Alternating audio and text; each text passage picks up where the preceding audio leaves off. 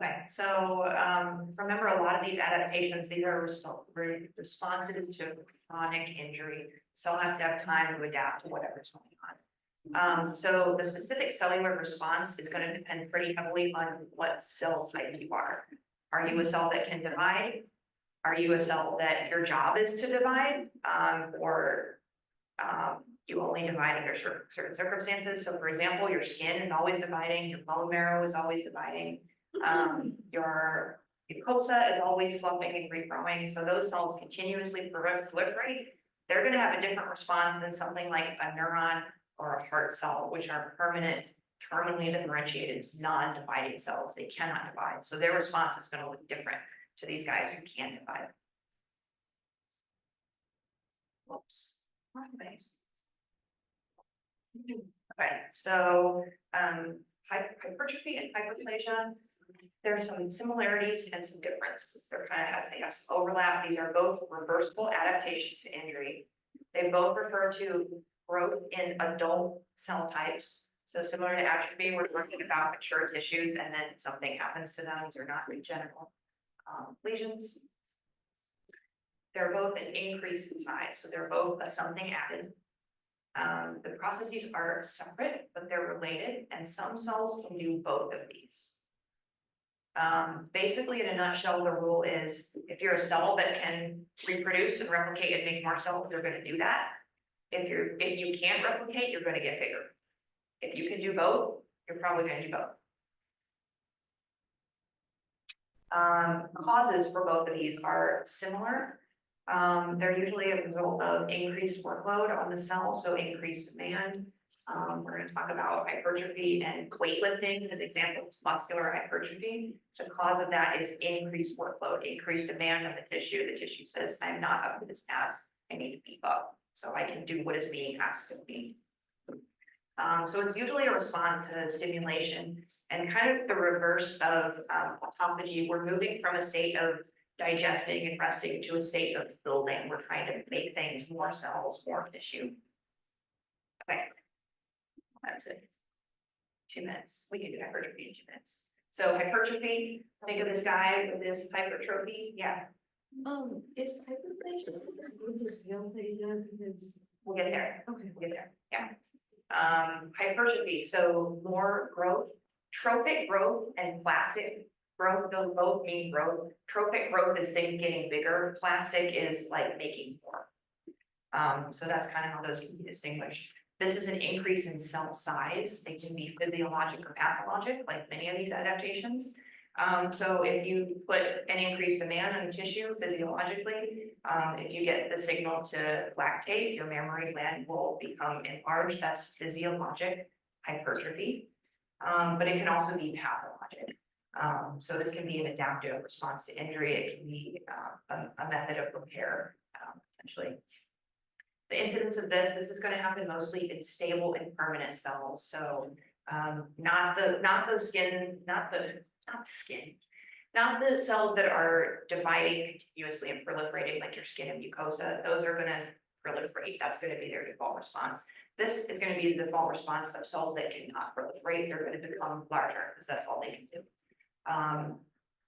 In things like glands, you'll get a mixture of both. That's what you'll see both processes. This is the default response to non-dividing cells. So muscle is the classic tissue that undergoes hypertrophy. Think of this guy. Look how hypertrophic he is. Gross.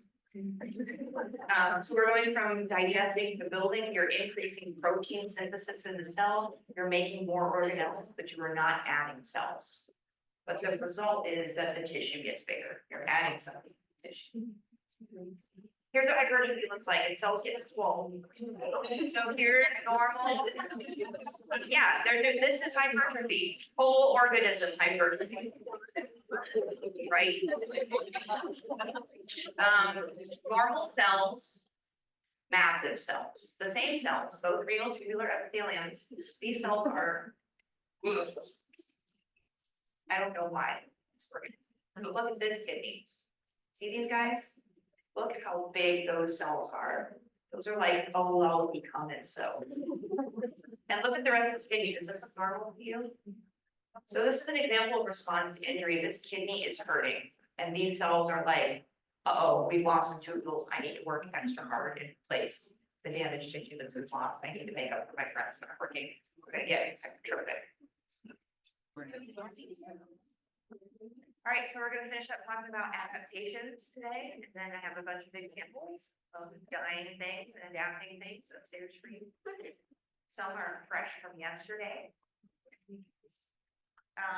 Thank you everyone who's come to visit me on the floor. That's been super fun, especially yesterday. Thursday is a good day to come because we don't have any fourth years on Thursday, so we can spend extra time talking to you guys. All right, so hypertrophy, this is an increase in cell size. This mostly occurs in cells that could not divide. So this is the most common adaptation you can see in muscle cells. Muscle is like the prototypical cell that undergoes hypertrophy. Think of this guy getting swollen. Think of Captain America. We're synthesizing more. This is an adaptive change, so this is often a response to injury. In the case of renal tubular cells that we looked at here, these cells will actually get larger and swell up to cover space on the basement membrane. So if you've lost two of your neighbors, you're gonna like, I got this, cover the basement membrane, we're doing okay. I had a question about the atrophic rhinitis. Yeah. I was confused about that, it's an adaptive change, but it seems like it's cell loss. This is pathologic. Yeah. So it's an adaptation to injury. So how is that different than, say, like this breakdown versus tissue? It is a breakdown of tissue. Cells are increasing autophagy, remember? So there's self-digestion, you're increasing apoptosis, so there's loss of cells. In some cases, this might be a post-necrosis change. You might argue that these turbinates are actually undergoing necrosis, and that's why they're atrophic. But the overall picture, if I looked at this, I would say this is atrophy. I can't appreciate the necrosis here. I just see the loss of tissue. It's like it's happened, it's done, and now we're looking at like the end stage. It's atrophic. Question.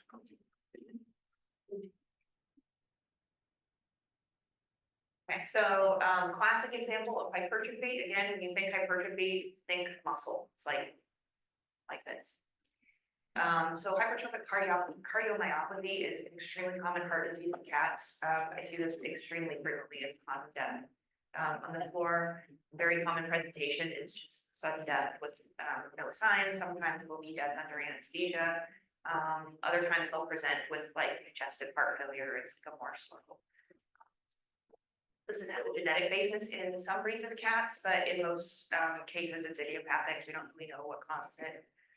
You can see similar lesions with hyperthyroidism. So thyroid hormones are metabolically stimulating. They're going to increase your cardiac output. So that's an increased demand on the heart. So your heart, you need to work harder, and that's going to cause a little bit, basically physiologic kind of pathologic hypertrophy. It's a physiologic response to thyroid hormone. It's pathologic in the sense that this is thyroid hormone excess. Does that make sense?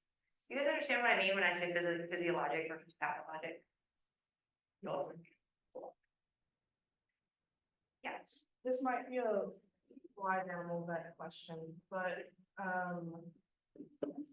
this doesn't happen overnight. So when you said it, like they just dropped that in, and they're surprised about it, and when you like hear this murmur on, They don't always have murmur with They this. don't always have. Okay. So the mechanism of death in congestive heart failure versus sudden death is different. In CHF, the heart is failing slowly. In these acute death, it's usually like a fatal arrhythmia. So it could be even just a small change, just you lost cells in the wrong place, you got fibrosis in the wrong place, you disturb the conduction pathway of the heart, you're dead. Okay. Yeah, so they're different mechanisms. It's just so extreme, it's shocking. I have worse today upstairs for you, worse than this, yeah, terrible. Super common. So hypertrophy of cardiomyocytes, the cells themselves are getting bigger, so this is going to cause a grossly appreciable increase in the size of the tissue. Look how thick this left ventricle is. Look at that lumen. Question is what lumen? No lumen. So this case probably died of congestive heart failure. This was probably a slow death. The more mild cases, I see cases where the heart is just a little bit too big. It's maybe like a gram, 19 grams is my cutoff. If it's bigger than that, I call it too big. It'll be like 20 grams, 19.8, sudden death. I'm like, oh, I don't have any other lesions. I guess it's cardiomyopathy. But we won't see lesions of fatal arrhythmia on histo. That's a functional change that will not leave any lesions. So I'll have a cat that looks perfectly healthy when I look at the body and it dies. Remember that degeneration and necrosis causes release of cellular contents into the tissue and into the blood, and these can be detectable as biomarkers. So troponin is one we use, the biomarker in the blood to detect heart disease. They use it a lot in people. There's a couple others, proBNP is another one. Right, hyperplasia. So that's hypertrophy. It's an increase in cell size. It happens primarily in cells that can't divide. Hyperplasia is an increase in cell number. This is going to happen primarily in cells that can and do divide. So this can be physiologic. We talked about lactation and physiologic hyperplasia of glandular mammary epithelium. So this can be a hormonal change. It can be compensatory. So what that means is, for example, if you have severe disease in one kidney and you lose 50% of kidney function, that one kidney is just, it's dead to you. The other kidney, those cells might become hyperplastic and hypertrophic. That kidney might get larger because it's doing the work of two kidneys now. It's filtering for two. So those cells have to be like, right, it's Arnold Schwarzenegger's all the time. They're also increasing in cell number. So these cells can undergo both hypertrophy and hyperplasia. This can also be, tissue repair would be a pathologic. So if you have damage to tissue, so we talked about these epithelial cells, all these renal tubules around are clearly damaged. These guys are not only bigger, but there's more of them because they're making up for the damaged tissue. So this is a reparative change. They're proliferating to cover that basement membrane where cells have been lost. Again, the result is going to be an increase in the size of the tissue, the organ thickness. A really classic example of hyperplasia is papillomavirus infection. So a papilloma, you guys asked, what does papillary mean? This is it. Papilloma is papillary. That's like basically the definition. It's like frondy and sticking up. Exophytic is another word for that. It means like it's like protruding. So this is pretty classic appearance of hyperplasia. You're increasing the number of cells. Affected cell types, labile and stable. So epithelium. This is an epithelial change primarily. Your skin, your mucous membranes, all your parenchymal organs, your liver, your kidney, not really your spleen. Your white blood cells undergo hyperplasia, so your bone marrow, because you're making more white cells, that's hyperplasia. So this is basically the default response in cells that proliferate a lot, like your epithelium and white blood cells. So hypertrophy is cells getting small. Hyperplasia is cells making babies. So here is normal skin. We have epidermis, and then a layer of keratin. This is human skin. Can't tell, so it's okay. So normal thickness here. There's the dermis down here, all this dermal collagen. So this is hyperplasia of the epidermis. We have more cells in the epidermis, resulting in an increase in tissue thickness. We also have more keratin up here, so there's also a hyperkeratosis. You can also get hyperplasia of other elements. So this is hyperplasia of the sebaceous glands in the skin. That's sebaceous hyperplasia. We just name it for the type of cell it is: epithelial, sebaceous, mucosal. Classic disease example of this is canine benign prostatic hyperplasia, or BPH. This is a very common, it's a benign, non-neoplastic condition in older male, intact dogs. Specifically, you have to have testicles to get this. This also occurs in humans since most of them still have their testicles. Pretty common in just older males. So the pathogenesis here is chronic hormonal stimulation. So you have chronic exposure to testosterone, that's normal, that's physiologic. With this chronic stimulus, you end up getting a hyperplasia of your prostatic epithelium in older animals. So it's kind of like changes accumulating over time. You're going to get an increase in the numbers of the glandular epithelial cells. You'll probably also get an increase in the size. So cells that undergo hyperplasia can also usually undergo hypertrophy. Cells that undergo hypertrophy can't always undergo hyperplasia. It's a question of can you divide or not? The chronic testosterone, there's a lot more testosterone than usual, or is it normal testosterone? Normal. Are you worried?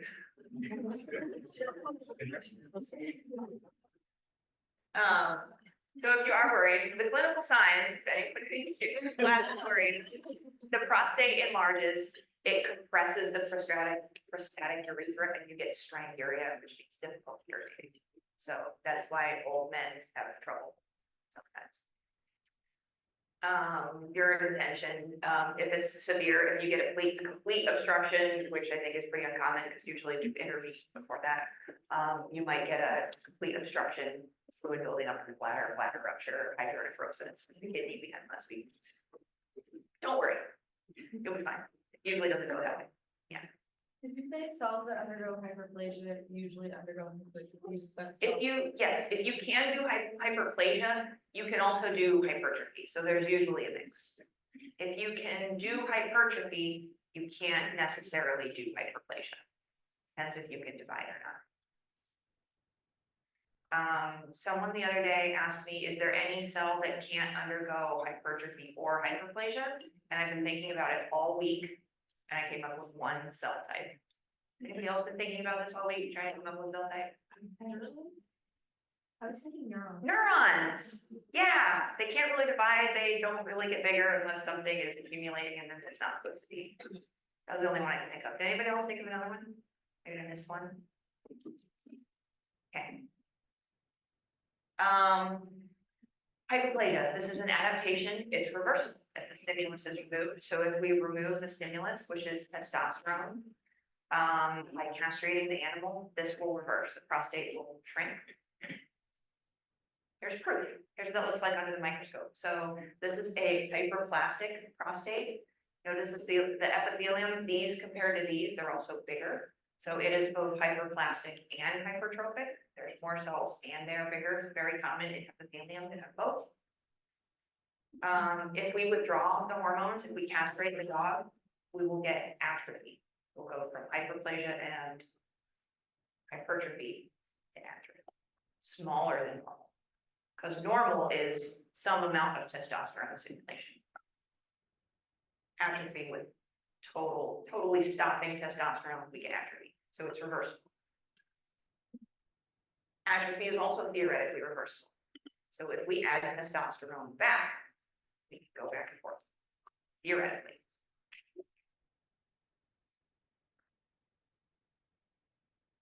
Questions before we go on to more confusing things. Hyperplasia, hypertrophy makes sense. You know the difference. All right, so symmetry of responses. When you have a symmetrical lesion in the body, you should immediately be thinking of this is probably something systemic. This is affecting the whole body equally. Versus asymmetrical lesions, meaning there's some kind of local disease. Disease is happening in this area, but not that other area. So it's a local thing. Versus if it's symmetric, it's more likely to be something systemic. So systemic things like anything coming through the blood, basically, alterations in hormone stimulation, either up or down, different amount of growth factors, workload on an organ, that's going to be a whole body change. So I've got two examples. The first one would be a functional. When I say a tumor is functional, I mean it's producing something, usually hormones. So usually when I talk about a functional tumor, I'm talking about a tumor in the endocrine system.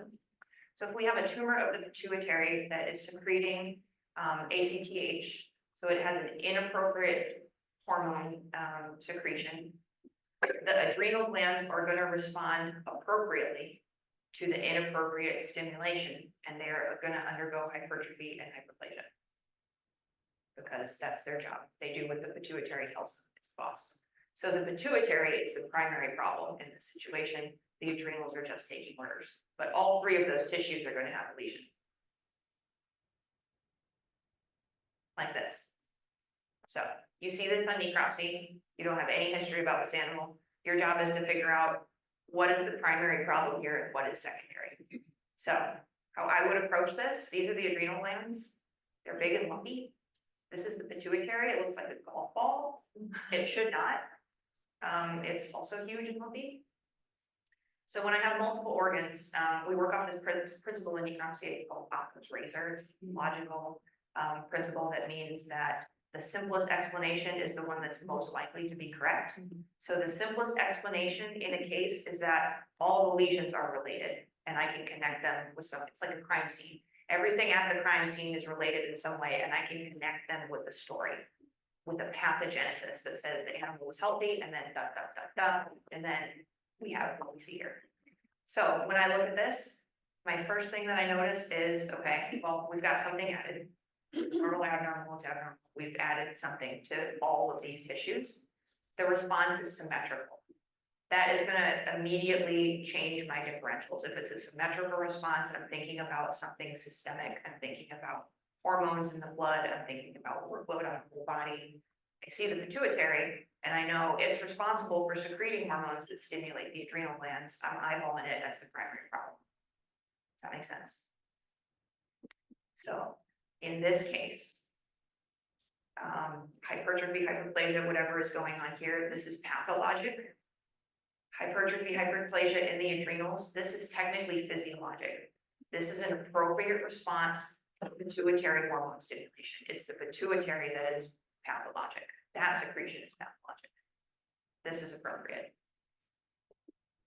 But it's a lesion in this case, because it's abnormal. It can be appropriate and abnormal. That makes sense, everybody? Can you explain the appropriate? Are you being appropriate or inappropriate? So in endocrine systems specifically, which is usually what we're talking about, symmetry and asymmetry responses. I feel like a lot of that is endocrine. It's like you as an adrenal gland have a boss, right? You follow those orders, whether they're right or wrong. You're being appropriate if you are a good worker and you follow the orders that are coming down without questioning them. That's appropriate. That's the correct response to ACTH stimulation for the adrenals is to pump out steroids.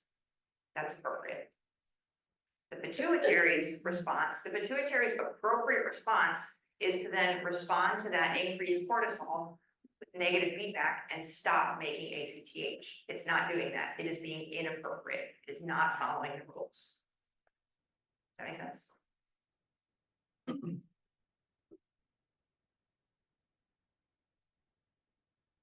Okay, so now we're gonna go the other way. We're gonna give an animal steroids for a long time, iatrogenic steroid overdose. So here we're increasing the negative feedback on the pituitary.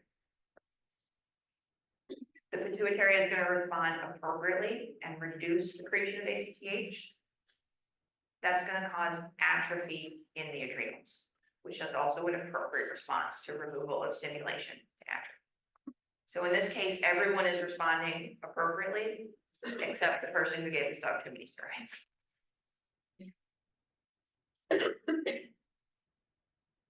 So again, this is a systemic response, systemic corticosteroid excess. It's going to be symmetrical in these paired organs. So these are normal adrenals from a 20-pound dog. These adrenals are slightly smaller, and this is from a larger dog. So these adrenals are atrophic. It's a hard change to see adrenal atrophy. They're usually pretty small.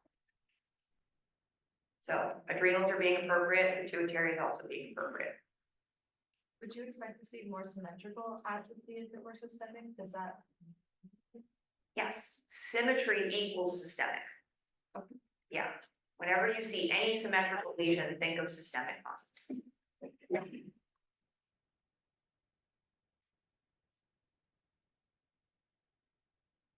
Okay, asymmetry in paired organs, a little more challenging. So deciding which tissue has the primary lesion, when I say primary and secondary, a primary lesion is something that's causing disease, a secondary lesion is usually caused by the primary lesion. It's like downstream consequences, sequela is another word, or secondary lesions. So deciding who's being inappropriate, which tissue has the primary lesion and what's the secondary lesion. Because that's gonna help me determine the pathogenesis, right? I gotta figure out who the problem is before I can figure out what's going on there. So there's two options. Either one organ is hyperfunctioning and it's too big, and the other one is smaller to compensate. So the big organ is the major problem. Or one organ is functioning less than it should be, it's too small, and the other organ has to work harder to compensate for it. That makes sense. I see some furrowed brows. So I have examples. So one organ too big, the big organ is the primary problem. This would be like feline hyperthyroidism, where they get either adenomas, functional thyroid hormone secreting adenomas, or nodular hyperplasia of the thyroid. So the big gland is inappropriately producing too much thyroid hormone. The little gland is appropriately responding to negative feedback from increased thyroid hormone, so it's going to get atrophic. So do you know this because you know case history and other values, or how do you know the difference? Like who's the bad guy and who's responding? That's the sentence right here. This can be really hard. Yeah, especially without additional history. It's like hypoplasia versus atrophy can be hard without additional history. Case history is the best way to tell the difference. Case history is the best way to tell the difference. Who said that? Yeah, history is a good way to tell the difference. Part of it is signalment. We don't always get a history. Some of the histories I get are literally none, NA, don't know. So if I don't have a history and I see a large thyroid gland in a cat, cats extremely commonly get hyperthyroidism. That's where my mind's gonna go. So part of it is just experience and knowing like who gets what and like what the common presentations are. Another is just to like try it the other way and see what happens. What if the small gland is the problem? Can you think of a cause of unilateral hypothyroidism in any animal, especially a cat? That's difficult. So try it both ways, see which one makes sense. Yeah. Like ischemic lesion, possibly like that. So you can apply. So ischemic lesion. So here we're talking about like the chronic adaptations. It's like hyperplasia, hypertrophy, atrophy, potentially neoplasia. Ischemic injury is usually very acute. So that's going to be a situation where you degenerate or more likely die. You don't get to this chronic adaptation phase. Would you be able to tell, I don't know, like which one? Yeah. Well, I can tell which one is atrophic and which one is hyperplastic or neoplastic. I can't necessarily tell the pathogenesis from looking under the microscope. Which one's the problem? I have to think about it. Think about everything I know about disease. And yeah. What are good examples of symmetrical versus asymmetrical, being like primary versus secondary disease? So like one's in the pituitary and the other is on the. That's a perfect example of primaries versus secondary, symmetry versus asymmetry. So, Cushing's caused by inappropriate pituitary. Y'all, I'm so tired. The pituitary is tuning out too much ACTH inappropriately. The adrenals will be symmetrically enlarged. That is pituitary dependent Cushing's. If you have an adrenal tumor that is producing too much cortisol, The pituitary will appropriately respond to negative feedback and stop making ACTH. The contralateral adrenal will atrophy, because that's the appropriate response to the negative feedback. So you'll have asymmetrical adrenals. That's adrenal dependent Cushing's. I'm gonna use that next year. So with like a cryptorgan animal, that is primary atrophy being the issue. I have a question for y'all. Which testicle is the problem? The small one. This is a cryptorgan. Sometimes the big organ isn't really too big, it just looks bigger compared to the little one. That's probably the case here. Would you call it atrophy, because it never really got big, right? They do technically reach normal size, they just don't stay for very long because there's too much body heat in them. I don't know. Still have to live. They do theoretically reach normal size. Theoretically. Great questions.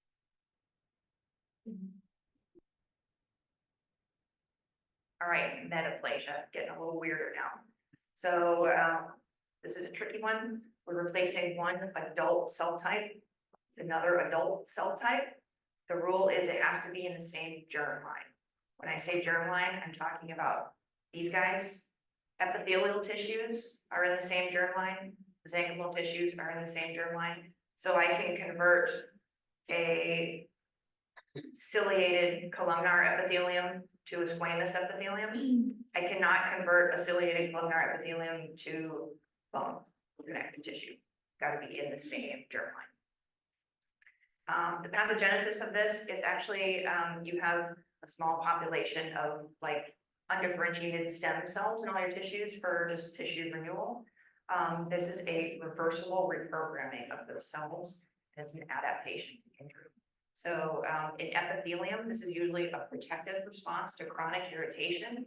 What the body is trying to do, it's replacing specialized cells, for example, the ciliated, the ciliated columnar cells in your trachea. It's going to replace those with something less specialized, like squamous epithelium, like your skin, but more protective. So you're adding protection. The cells are less sensitive to damage, but you're also losing their specialized function. So it's kind of like those luxury functions, you're losing them because we have to protect against the damage. So the really classic, the most classic example of this is the trachea of people who smoke cigarettes will get squamous metaplasia to protect from the chronic irritation of smoke. And that makes them more susceptible to lower respiratory infections because they don't have the cilia, the mucociliary apparatus to help them clear particles. So you've lost that specialized function. Examples of this, so I think of this primarily in terms of epithelial metaplasia and mesenchymal metaplasia. In epithelium, again, this is usually a response to chronic irritation. So again, smokers, they get squamous metaplasia, so going from cilia to squamous to protect that mucosa. This also happens in ducts that are blocked by stones, so in the bile ducts, the pancreatic ducts, the salivary ducts. If that duct is blocked, the irritation of the stone will cause squamous metaplasia around the stone. You'll lose the you'll lose the specialized secretory function, but you will gain a protective function from the irritation of the stones. In epithelium, this is also occasionally caused by very specific toxicities or deficiencies. So the big two I think of are vitamin A deficiency causes squamous metaplasia of the esophagus, the urinary tract, the salivary glands, sometimes the eyes, the ears. So here's a parrot. This is most common in birds and reptiles, vitamin A deficiency. So here's a normal esophagus. Here's a esophagus with vitamin A deficiency, and all these white plaques on the mucosa are areas of squamous metaplasia. Estrogen toxicity. So if a male dog has a hormone producing tumor of the testis, they can get hyperestrogenism, and this will cause squamous metaplasia of the urethra in the prostate. Not really an irritation thing, just a specific deficiency toxicity. Yeah. Not functional tumors. Yeah. Can it be like excreting anything, like it's not related to the tissue improvement? Like Like what? Thinking of a specific example? I guess you normally use estrogen. Yeah, yeah. Males make a little estrogen, ladies make a little testosterone. They just make a button. How about balance? Yeah. So if they have a tumor, they're overproducing. Yeah. Metaplasia in mesenchymal cells is less clearly adaptive. We're not really totally sure what causes it. Mesenchymal cells in general, fibroblasts, osteoblasts, fibroblasts, they are more robust than epithelium. They have a higher tolerance for like low oxygen, low nutrients. So the theory is maybe there's some change in microenvironment. They're having, you know, low oxygen. It's not enough to kill them, but it's enough to kind of cause these weird changes. So we're not really sure. These may be sites of previous injury. So pathogenesis here and understanding that is less important. The most common ones we see are fibroblasts going to osteoblasts and fibroblasts going to cardioblasts. And we name it again by the type of cell that it's becoming. So if it's becoming osteoblast and it's making bone, that's going to be osseous metaplasia. If it's making cartilage, it's going to be chondroid metaplasia. Mesenchymal metaplasia, again, not really protective. We usually see these as like incidental aging, like old animal lesions. They're not really hurting anything. They're not bothering the animal, but they are technically abnormal. An example of that, this is a horse spinal cord with the dura reflected and all these brown areas. These are very hard as bone. These are areas of osseous metaplasia of the dura. It's very common in old animals, doesn't cause any problems. Don't know why it happens. Another example of this is GERD, gastric reflux, gastroesophageal reflux disease. So your stomach is designed to withstand high acid, your esophagus is not. So if you reflux acid up your esophagus often enough, it's just like a smoker's trachea. You're getting chronic irritation of the mucosa. It's going to replace specialized epithelium with less specialized, more protective, usually squamous epithelium. So here we're kind of near the junction of the stomach and the esophagus. Here's stomach. This patient has a gastritis. All these in the lamina propria are inflammatory cells. That's not normal. And then here's junction with the esophagus, and this should not be squamous here. It should be kind of a slow transition. Yeah. Will those cells revert back to normal if the GERD is treated? It's a metaplasia. Is it reversible? Yes. Yes, these are all theoretically reversible changes if you remove the cause in time.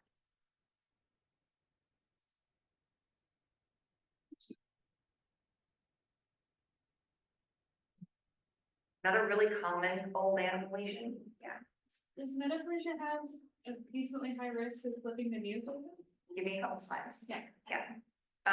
Pulmonary osseous metaplasia is also a super common old animal lesion. It's incidental. When I say something's incidental, it has no consequence to the animal. It's just something we find on necropsy and like, oh, that's cool. Nobody even knew about this. It's just a little treat for us. A little treat for the pathologists. So dogs, cats, horses, lots of species get this. This is pulmonary osseous metaplasia. So we're in the lung, we're transforming fibroblasts into osteoblasts. We're making foci of mature bone in the lung. And these will appear as little white spots. They will be hard, gritty when you feel them. So the lung is very soft and these are very hard. So they're quite easy to feel. They feel really cool. So metaplasia and relation to cancer, we're talking about all these cellular changes that are proliferative. Metaplasia specifically is involving a change in the identity of the cell. Yeah. Going back to the pulmonary osseous metaplasia, that doesn't cause difficulty for the lung to like expand. No, it's incidental. These are tiny. Look how small these are. How much lung do you need to be able to breathe and survive? Not a lot, like 20–30%. Yeah. How much of the parenchyma is affected here by these white spots? 1%. Yeah. Nobody notices. They're not causing any problems. Would you be able to see that on the X-ray? Yes. I'm gonna tell you guys a secret.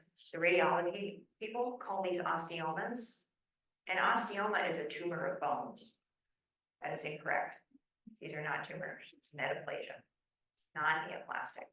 but it is pre-neoplastic, which means if we keep going, it may turn into cancer. So we go through this progression of normal to metaplastic, the dysplastic, dys means weird, abnormal. So metaplasia, not cancer, dysplasia, not cancer, but getting there. Dysplasia, metaplasia, these are pre-neoplastic changes. They can lead to cancer if the stimulus is not good.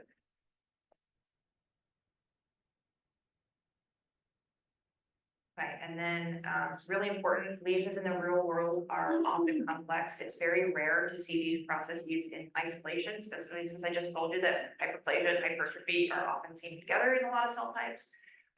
So you might see most, if not all of these in a single lesion. That's much more common in real world to have multiple things going on. A lot of things are made up of multiple tissue types like this bone/joint. And each of those cells is going to respond in a different way. So that gives you a lesion that's composed of multiple processes. Watch out for search satisfaction. This is a logical fallacy where you find something and then you stop looking. So I find one lesion and then we're going home for the day. That's not how a crime scene works. We got to interview all the suspects. We have to collect all the evidence and then we're going to make a decision. So no search satisfaction. Don't send an innocent tissue to jail for causing the death of the scene. The example I've chosen for you guys is degenerative joint disease. So this has almost all the processes we've talked about this week. I have degeneration of cartilage. So this is hard to appreciate because there isn't any normal here. Sometimes the most difficult processes to see are the ones that are diffuse because you don't have any adjacent normal to compare it to. But cartilage should be smooth and cartilage looking. Here it's not, it's bone looking. We've lost cartilage and you have exposure of the bone. So you have cartilage degeneration and necrosis. The necrosis is no longer actively happening here, it's just gone. So there's previous necrosis. You also have hyperplasia of the synovium. So this little pink stuff here, these little frothy fingers, that's hyperplastic synovium. They're forming actually these like papillary projections. That's not normal. There's more down here. So synovium is very prominent, so it is hyperplastic. You also have chondroid metaplasia going on in synoviums. You see all these balls? Those are little hard balls of chondrous metaplasia of the synovium. The fibroblasts in the synovium are turning into chondrocytes, and they're making little balls of cartilage. Ouch. There's also going to be atrophy of the skeletal muscle because this limb probably isn't being used as much as the other limbs unless they all look like this, which ouch. And this is inflammatory. Degenerative joint disease, necrosis is happening in the tissue that's going to generate inflammation. You're also going to see inflammatory cells in here. So this is a super complicated lesion that is much more representative of real life than just, oh, here's one process. Okay, so to summarize. Homeostasis is the goal. That's where we want to be cruising along. We get hit with an insult. If it's something relatively quick, we're probably going to degenerate, which is reversible. If we remove the stimulus, we can go back to normal. But if we don't remove the stimulus, we're probably going to die via necrosis. If the insult is more slow, more chronic, we have time to adapt to whatever it is. We'll go down this adaptation pathway. We'll try hyperplasia, hypertrophy, metaplasia, atrophy, whatever we need to do, trying to survive. Again, it's reversible. So if we remove that stimulus, the tissue can theoretically get back to normal. If we do not remove that stimulus, this chronic low-level proliferative adaptive stimulus, you're probably going to progress to neoplasia. Another option is you can always degenerate and die pretty much at any point in this pathway. Death is always an option. Yeah. That's it. You guys made it through week 2. I'm so thinking about the lungs. When we are doing like an X-ray on a dog to look for mets, does that have any like correlation with metaplasia? Like I know it's metastasis, but can you Metastasis is not related to metaplasia, but you could see these lesions on imaging and interpret them as metastases. And that would be bad. Cause if they like euthanized the dog because they thought it was metaplasia, but it was actually. So this is a sensitivity specificity question. Is, oh, stop. Is a chest x-ray, is it more sensitive or specific? So it's gonna pick up the lesion, but it's not gonna tell you what it is. Excellent. Yeah, Okay. you smelt it, but you don't know who dealt it.